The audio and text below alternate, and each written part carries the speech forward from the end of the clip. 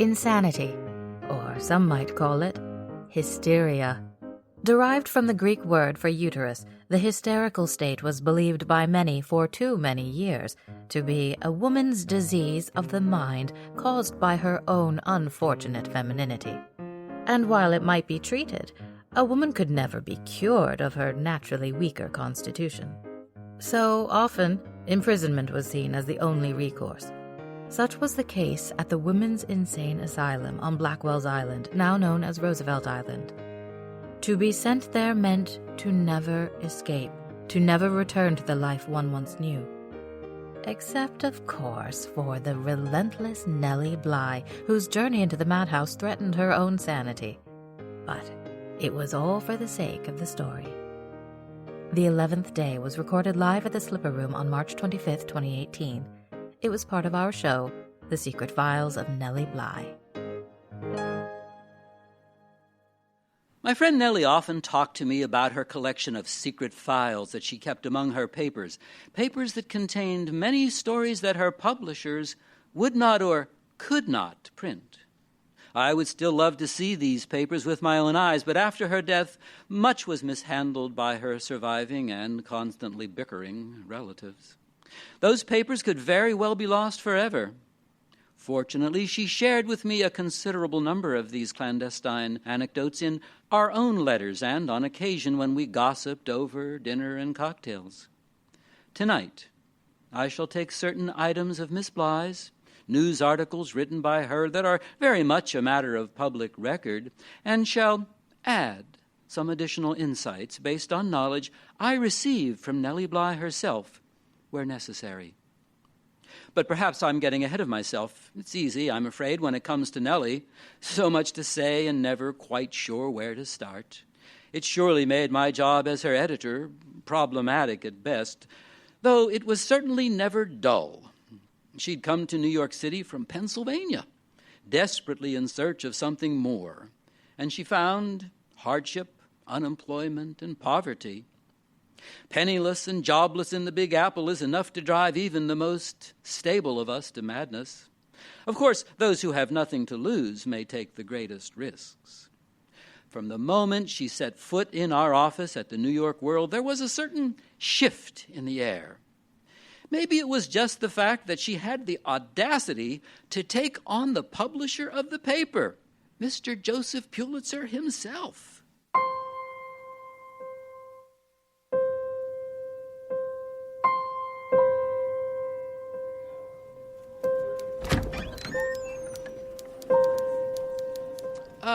Miss Bly? Nellie Bly? Yes, that's me. Mr. Pulitzer will see you, miss. Don't think I'm not grateful, but it has been almost 6 hours now. Only 6? He must be very interested in you. Brisbane! Stop dawdling and have her come in already. You've wasted 1 minute and 45 seconds of my time. Tick-tock, tick-tock. Here she is, sir. Miss Nellie Bly, investigative reporter, most recently of the Pittsburgh Post. I don't need her biography, Brisbane. And if I did, I certainly wouldn't be hiring you to write it. Man could hardly write his way out of form school. And, as it is said, if you cannot write, edit. If I haven't mentioned it already, Mr. Pulitzer was known very well by this time for his particular sense of charm. I thank you, Mr. Pulitzer, and I appreciate the audience. Though, to be frank with you, I'd take a sit down with a chimney sweep right now, provided we were on the job in a nice warm hearth. And if only a sweep could reassemble the ashes of every burned document, every love note, every forged will to ever meet a flaming end in those very fireplaces the sweeps tend. What use would we newsmen be then, Miss Bly? What use indeed? Brisbane, the door. Shut the door. I can hardly hear the sound of my own voice, let alone my thoughts. Of course, sir, of course. My apologies. Blissful quiet. Finally, a man can think. Shall I leave, or would you prefer that I remain for the interview? We both know it makes no difference either way, Brisbane. Best you just remain so I needn't suffer the outside noises again. So, Miss Bly, you've managed to find your way in here somehow. Please, Tell me what it is that makes me give up my time for you today. What else, sir? For what else could you think? A story. Stories I have, by the dozens, by the hundreds. But not the stories of your choosing, I'd wager. Not the ones that you'd really want, but that no one would dare to get. I can get those for you, sir. I can go places and uncover truths that would paralyze even the most imaginative mind. Ah, Brisbane. She speaks like a safari adventuress. Where did such a girl come from? Well, most recently, Pennsylvania. Please, sir, an assignment, any assignment. Search the depths of your mind, whatever it is. I won't turn it down, nor will I let you down. This is most interesting. I have had groveling at my feet before, true, but always men, and always lacking this fire you have in your eyes. Brisbane, I'm giving you the rare chance to voice your opinion. What do you think? Well, there are certainly any number of stories on the docket that we could let her try her hand at. The zoo scandal, for instance, or a society piece. No. Something more. What do I pay you for? Well, there's always Blackwell's Island. Ha! Oh, you talk to me of the asylum? There are stories by the week, by the day on Blackwell's Island. True enough, but all these tales are hearsay and told by men. What if you were to get an inside scoop from a female inmate on the inside? Someone who's witnessed the horrors firsthand. You know someone? Someone in there? No, but she can be that someone herself. I beg your pardon? Let us send Miss Bly into the madhouse. If she thinks she can get in there, bring us back an exposé. Then we can see what else we might have for her. Brisbane, you are the madman. This is outrageous, even for us. This is... Mr. Pulitzer, with your blessing, I will go undercover in the madhouse and deliver the story the public craves. It will be everything. Sensational, terrifying, shocking, and best of all, it will be true. She's mad. She belongs in the asylum, no doubt. Perhaps I am. Perhaps you'll find I'm just mad enough to work here. Just mad enough to deal with the blighted Mr. Brisbane every day. Oh, no, see, here, miss, wait. Enough with the yelling. You'll do my head in, and I need it. A clear mind to think. You propose to go ahead with this? To go in yourself, Miss Bly? To have yourself committed? That's correct, sir. I'm committed to the idea, you might say. And how exactly will you go about this? Well, I've seen inmates, sir, and I've watched their ways. I've read all the stories, seen women being carted away. I know their looks, their behaviors. I'm sure that if I take on a false identity and behave in just such a way, I'll be taken right off to Blackwell Asylum in the bat of an eye. You do have such a look about you. The eyes. I would believe you hadn't eaten for days. Oh, your eyes do not deceive, sir. Life has already prepared me for the role. Joseph, I didn't think she'd take it seriously. You can't actually be considering... I allowed you to stay under the assumption that you would be silent. Foolish me to ever assume. I know better, certainly. Miss Bly, this undertaking, the level of danger involved is great. Better to risk it all for the glory of the story than to starve slowly and meekly in the streets, sir. And how long do you propose to stay? A week, sir. Not enough time. 2 weeks. 10 days. Much more than that, and I may not come out sane enough to tell the tale. And you would trust us to retrieve you at the end of the time? It would be your loss if you didn't, sir. Brisbane. Yes, Mr. Pulitzer? Take Miss Bly here for a proper meal, then arrange for whatever she needs to begin this undertaking at once. But sir... I hate useless noise, Brisbane, and your whining objections most certainly fall into that category. Now, out, both of you. I needn't see either of you again until Miss Bly's 10 days in the asylum have elapsed, or, should she fail to complete her clandestine mission, neither of you need bother to show your face in my office again.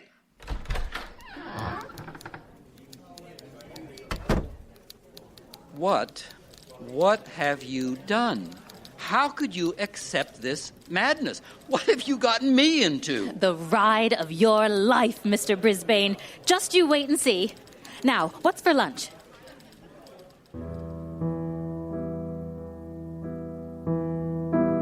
That was the 22nd day of September. Yes, of course, I remember it well. 10 days in a madhouse. Who doesn't remember it?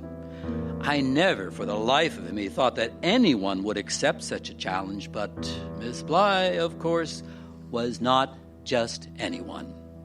As you know, I bet you read every single publication, didn't you? Probably read them out loud to each other, sitting around the dinner table or the fire. Somewhere comfortable and warm with your family probably gave you chills filled with outrage. And then you probably kept coming back for more. Strange, this craving we have for that which unsettles us. Perhaps it reinforces our own sense of security, reminds us that things aren't so bad after all. You were probably disappointed when there wasn't any more. You needed more from the story. Well, it's your lucky day, isn't it? I'm going to give you the story, Brisbane. The whole story. And I want it all recorded. Do you understand?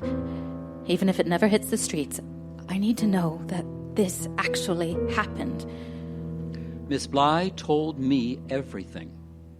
What the rest never got to hear. Yes, of course, there's more to her tale. You didn't think that was it, did you? Take it from a professional. There's always more to the story. Information they won't let you share. Information your own conscience won't let you share or even think about too often. As much as Nellie wanted to speak out fully, truthfully, we knew there were things the world wasn't ready to hear from us at the world. I don't care if you believe me or not. The things I saw changed me, changed the way I look at the world. I knew of the horrors of humanity, I suppose, but I always thought I was in control of my own destiny. But now, I'm not so sure. In truth, I think those untold details, the reality of the story's core that drove the tale of Nellie's time at Blackwell from the merely fantastical into the frankly unbelievable, those hidden details she did share with me that I so wish I could forget. Of it all, it's those that I remember most clearly and most often.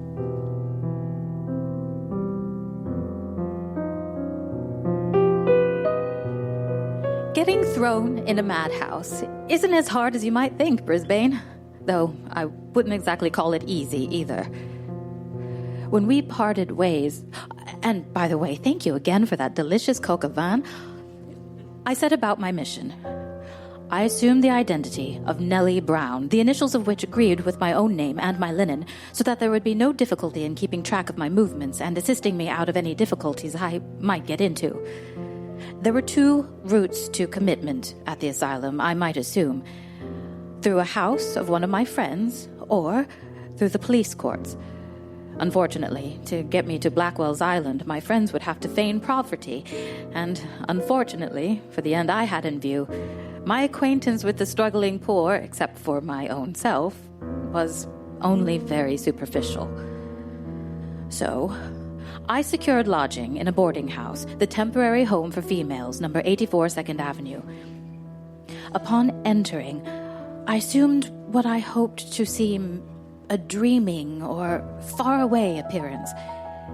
I was taken in by the concerned matron, and I engaged in light banter with several of the other ladies, whose straits seemed as dire in reality as those I attempted to portray. After a long, sleepless night, I joined the others downstairs for breakfast. However, instead of partaking in the meal, I sat myself unmovable on the stairway and fixed my attention on the cockroaches. My dear girl, are you quite all right? You certainly may join us over at the table. No, I want to be here with my friends. Your friends? Surely you don't mean these insects. Where are your friends? Your real friends? I have no friends! None at all! Oh, and my belongings, where are they? Oh, but my friends here, where are they? Oh, dear. As I had come in with next to nothing, and I seemed so inconsolable, the poor woman soon thought me quite mad. Insane? The girl is insane. Heavens help us. We must call the police at once. Soon enough, the policeman arrived to cart me away to the station house. I want you to take her away quietly. If you don't come along quietly, I will have to drag her through the streets. Their questions were seemingly endless, yet all the while I kept up the same blank, desperate facade. The police, being assured of my mental unrest, passed me along to a doctor, a supposed specialist in insanity. Put your tongue out. Put your tongue out when I tell you. I don't want to. You must. You are sick, and I am a doctor. I am not sick. I never was. I only want my things, my trunks, my belongings. What drugs have you been taking? Drugs? I do not know what drugs are. She makes no sense. No sense at all. You were right to call me, gentlemen. This girl's insane. Positively demented. I consider her a hopeless case. She needs to be put away where someone will take care of her. Where, of course, but the asylum.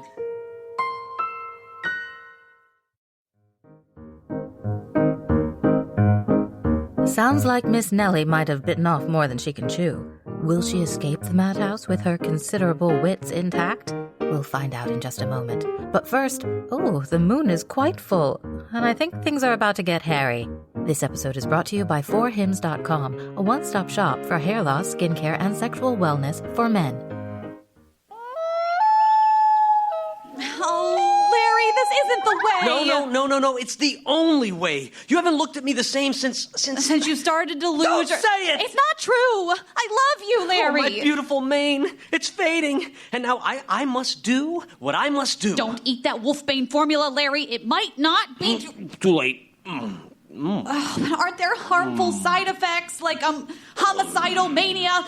Larry, there's a more practical way to treat male pattern baldness than to turn yourself into a... Oh, you're ridiculous. What? What do you mean? You just transformed yourself into a giant hairy wolf. Yes, look at all this. I'm covered with hair. Yeah, except for your bald spot. What? Oh, no. Hey, fellas. When it comes to hair loss, why do guys turn to weird solutions when they can turn to medicine and science? Are you suffering from male pattern baldness? You don't have to resort to lycanthropy to get those follicles working for you. ForHims.com is a one-stop shop for hair loss, skincare, and sexual wellness for men. Could you get used to me this way, honey? Haven't I always been your sexy beast? Thanks to science, hair loss can be optional. Hims connects you with real doctors and medical-grade solutions to treat hair loss. No waiting room, no awkward doctor visits. Save hours by going to forhims.com. Answer a few quick questions, and a doctor will review and prescribe the best solutions for you. It's all confidential, and products are shipped directly to your door. Get this, Fireside Mystery Theater listeners. You can get a trial month of Hims for just $5 today, right now, while supplies last. All you have to do is go to forhims.com/fireside. That's FORHIMS.com/fireside. ForHims.com/fireside. I wonder if this will wear off. Stop hugging all the blankets, Larry. I'm cold! Oh, but you're the one with the fur coat now. Oh, God, please tell me you're going to clip those toenails. Oh, gross.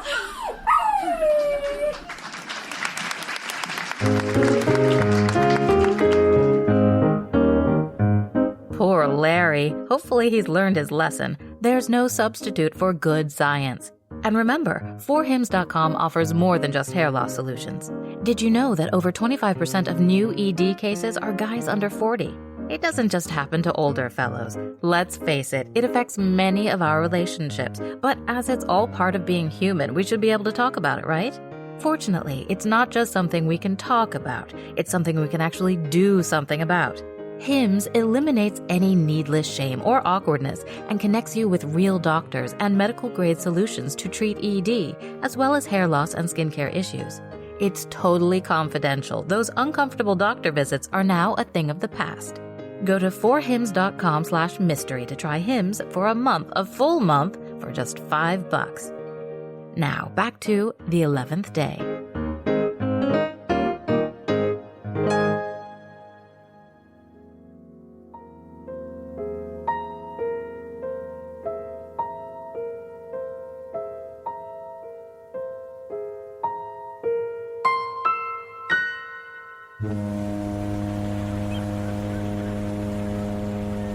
It was not a long ferry ride, but the anticipation, the nerves, and the fear gave it the weight of eons. I was surrounded by policemen and several other women who were being transported, all looking as tattered and shaken as I.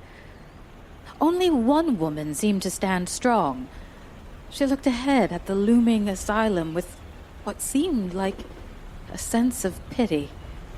When she met my eye, she actually smiled. I wanted to approach her, but was interrupted by one of our guards. Welcome to your new home, Miss Brown. Oh, what is this place? Blackwell's Island, an insane place where you'll never get out of. Now that I was finally, truly entering the asylum, reality set in. I no longer feigned insanity, but it seemed not to matter. Every doctor, nurse, and orderly I encountered regarded me as utterly mad, even when I spoke just as I do in my normal life. Shut your mouth! I'm talking! Did you not just hear me? You're gonna shut your mouth, Ron. The orderlies were a terrifying lot. Inmates, it turns out, serving prison time for a variety of harrowing crimes. Tending to us was part of their sentence. Imagine. We who had committed no crime except that against nature, of madness, subjected to daily torment by hardened criminals. We were subjected to nearly daily beatings, cruel and unprompted. Many of the women in Blackwell seemed to have developed a nervous twitch as a result. The doctors and nurses weren't any better. They spoke to us with scorn. There was no human concern for any of us. Meals, when they came, were sparse, rotting, and often completely inedible. By my third day, my luncheon with you, Brisbane, seemed a far distant dream. Conditions, unsurprisingly, were absolutely filthy. There were at least 2 rats for every resident of the place. Too cold for me. We inmates were bathed, if you could call it that, by having buckets of ice-cold water dumped upon us. We were left soaking in the drafty halls, and a constant state of illness seemed to engulf the poor women, even more deeply in their miserable states. Amazingly, many of the women who were no more mad than you or I encountered many who were of foreign birth and trapped on Blackwell's only due to a lack of familiar language. Though, with time, many of them surely became mad enough to be proper residents. The torments were repetitive and never-ending. If it weren't so painful, it would have been positively dull. However, a scene from my 8th day stands out in my mind. Why it stands out, I couldn't tell you. I was so exhausted that all seemed a blur. Perhaps it was just the break from the monotony. And yet... No more, please. I can't go on. Hey, you there. Get back to your place on the wall. It's not time for dinner or for bed. So you stay put, you hear? No moving. I saw the poor girl he was addressing. She could not have been more than 17, but the terror in her eyes aged her unbelievably. Sir, please, just for a moment, let me sit.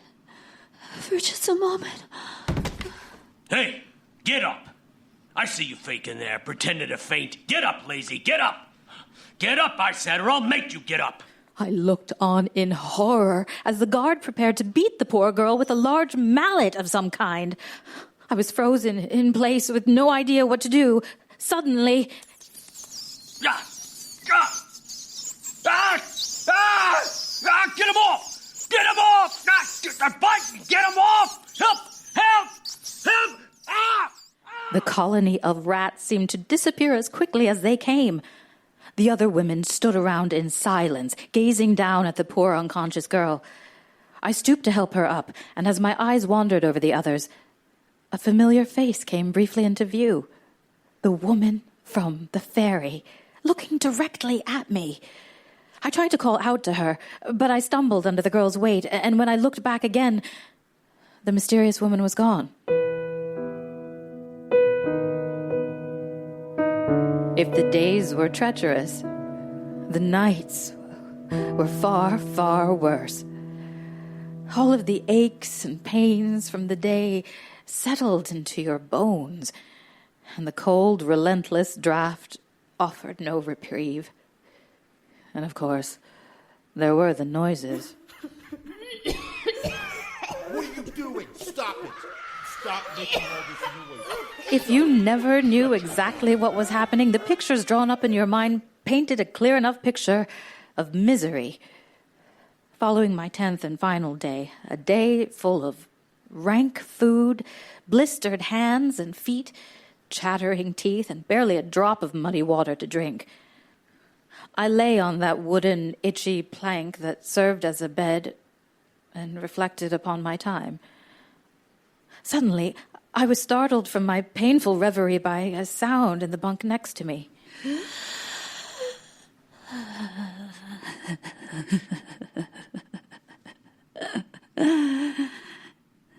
Time's almost up for you, isn't it? I beg your pardon? I knew from the moment I saw you that you wouldn't be with us for long. No, but long enough to really see it all. I'm sorry, but I don't believe we've met. Or maybe we have.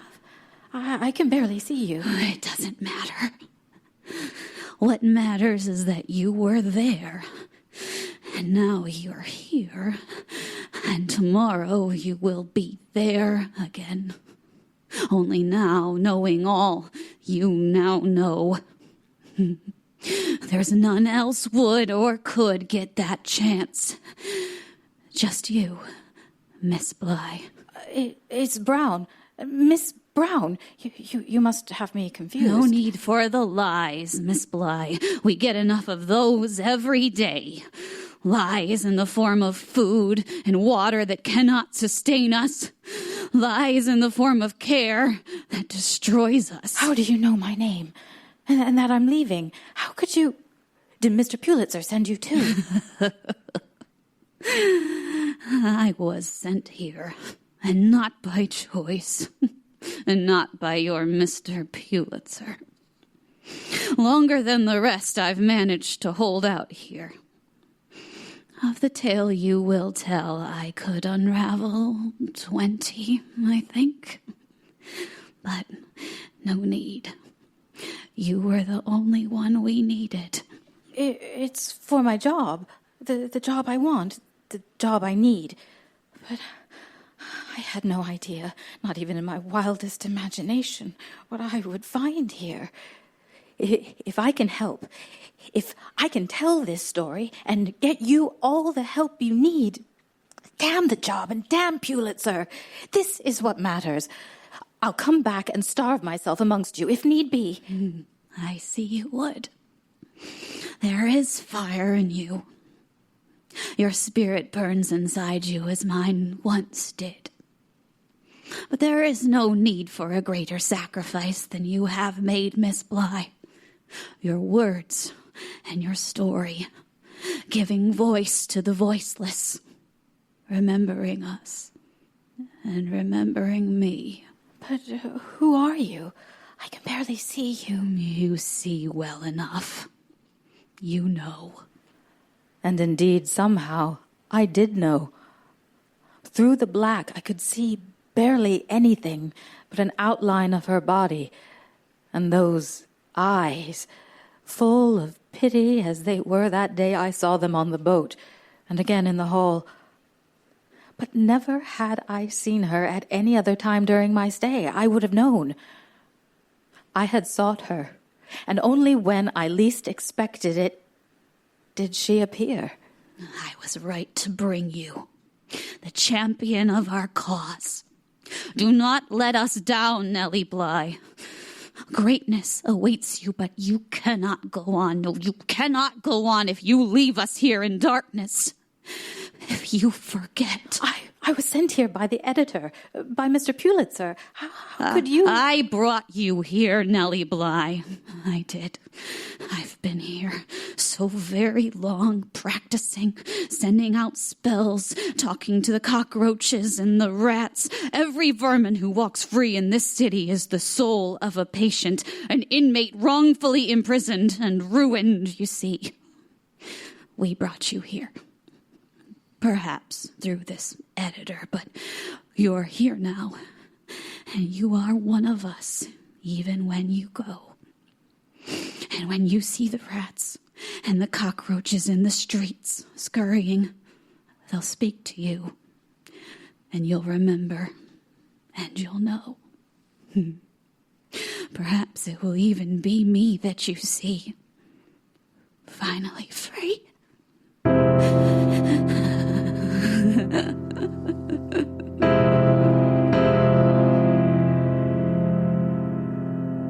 Though I had felt fear galore during my stay, nothing compared to the deep horror that penetrated my very soul. I pulled my useless excuse for a blanket over my eyes and waited for this horrific vision to pass. Sure enough, when I dared to look again, not even an outline remained on the bunk. And those eyes, if they had been there, were closed for good.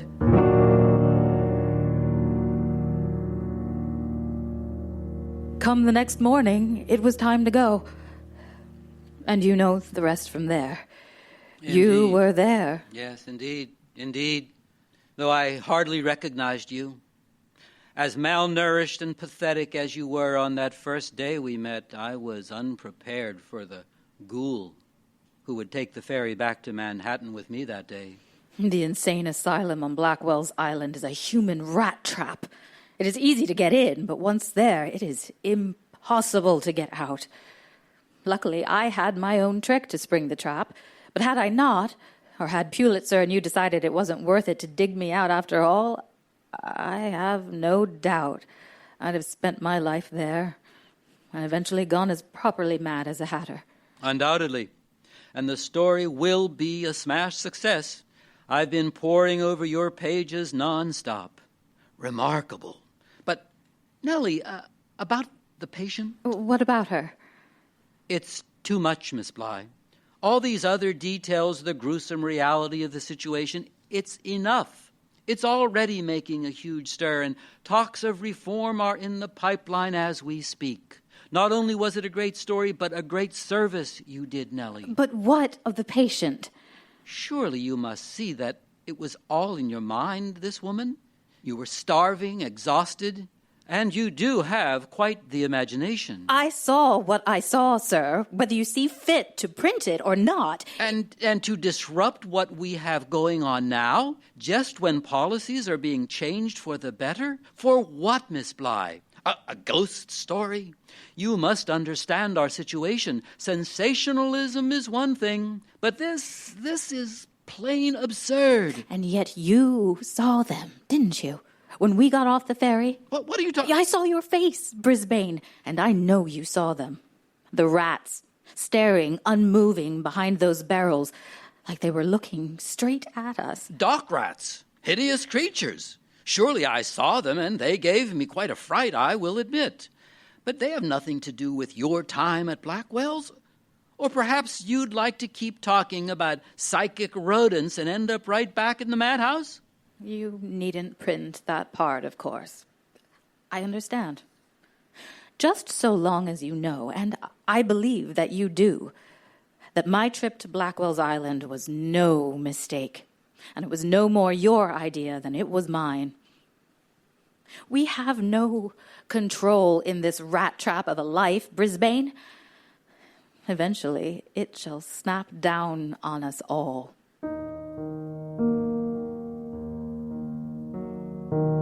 And so went my introduction to Miss Bly, and her arrival on the world stage with the story of her 10 days in the madhouse. And I suppose it was my farewell to any doubts about my fear of the unknown. Who was I to send a young girl into certain peril, perhaps to her doom? And was it I who sent her? Regardless, the story did indeed do some good. It brought about a grand jury investigation in the matter of the patient's treatment, as well as an increase to the budget of the Department of Public Charities and Corrections. Mr. Pulitzer could not have been more pleased. Of course, as you know, he was happy to keep her around for more adventures. But he agreed with me that nothing was to be said of the mysterious woman that Nellie spoke to in the asylum, and whose eyes haunted her from that 11th day onward. Indeed, perhaps even Miss Bly came to believe that, eventually, some stories, though true, can do more harm than good.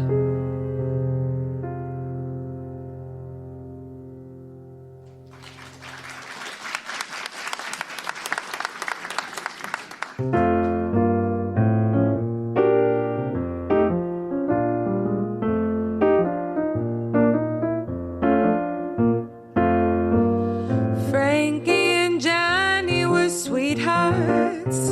At least that's the way the story goes. Frankie bought everything for Johnny, from his sports car to his Ivy League clothes. Oh, he was a man, all right, but he was doing her wrong. Just to show you what can happen, a friend came running to Frankie. She said, you know I wouldn't tell you no lie. I saw your man riding in his Jaguar with a chick named Nellie Bly. Oh, if he was your man, honey, let me tell you he was doing you wrong. Let me tell you a story. Frankie ran around the corner. He peeked into a swinging place, and there she saw Johnny with a woman. He had his arms around her waist. He was a man, all right, but Frankie could see he was doing her wrong. And let me tell you, Frankie reached her down into her pocketbook and up with a long 44. She shot once, twice, 3 times. Johnny fell on the hardwood floor. He was a man, all right, but she shot him 'cause he was doing her wrong. The last thing he said was, Frankie, you know I love you. Why, honey, why did you do that to me? Oh, Frankie, I was telling her about you. Oh, Frankie, you know, I really love you. Oh, Frankie, don't you know that I love you? Yeah, yeah, yeah, yeah, yeah. Oh, now, Frankie, you know good and well that I love you.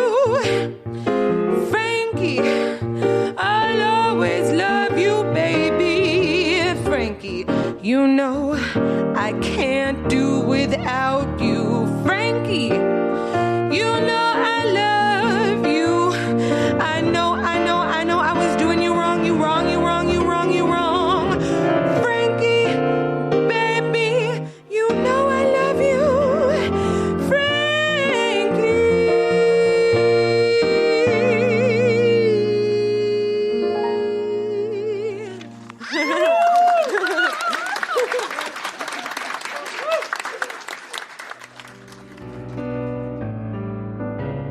And that concludes the 11th day. What a mysterious thing madness is. I have watched patients whose lips are forever sealed in perpetual silence. They live, breathe, eat. The human form is there. But that something, which the body can live without, but which cannot exist without the body, was missing. Words from Miss Bly herself on the pitiful human condition at Blackwell's. And what immense bravery on her part to face it head on. Or indeed, was that itself lunacy? Madness? Well, who are we to say, we who live with our own insanities every day, whether we realize it or not? Today's cast of colorful inmates included Arthur Brisbane, played by David Linton, Joseph Pulitzer, played by Alain Laforest, the patient, played by Kacie Laforest, the doctor and the guard, played by Eirik Davey-Gislason, the matron and the girl, played by Mary Murphy, and Nellie Bly, played by me, Ali Silva. The song Frankie and Johnny was a traditional arrangement performed by Martina DaSilva, accompanied by Nico Sleator. The 11th Day was written by Courtenay, Gillean, Cholovich. It was directed by Holly Payne-Strange. The Secret Files of Nellie Bly was produced by Gustavo Rodriguez, Daniel and Rebecca Graves, and me for Fireside Mystery Productions. Jason Graves composed our theme music. Our musical score is improvised by Steve Blanco. Our sound effects designer and engineer is Greg Russ. Our technical director at the Slipper Room is Johnny Goddard. And our production coordinator is Brontes Shane Orengo. You know how great it feels to make someone smile? Well, now you can spread the love across the world from the comfort of your own phone.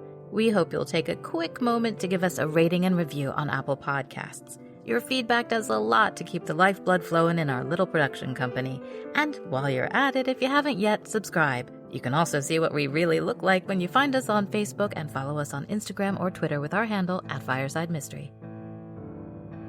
You may not be able to see us through your earbuds, but trust me, we look fabulous, and you could look Fireside fabulous too. We have lots of Fireside Mystery Theater swag that would make great gifts you can score for yourself or for the FMT fan in your life.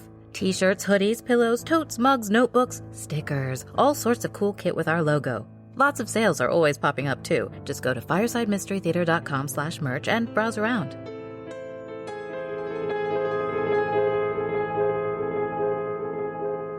Our next live show takes us on a trip back to that freaky town we like to visit, Sunken Harbor, the Strawberry Festival. Join us at the Slipper Room on Sunday, April 29th at our new time, 5 p.m. Tickets are on sale now at slipperroom.com. Reeling from Miss Bly's undercover achievements? Hold on to your fedora.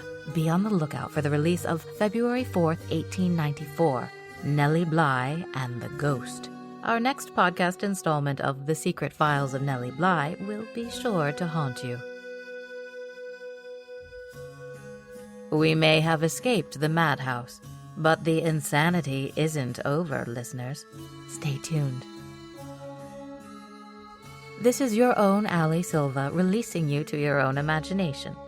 And until our next encounter, do remember to mind the shadows.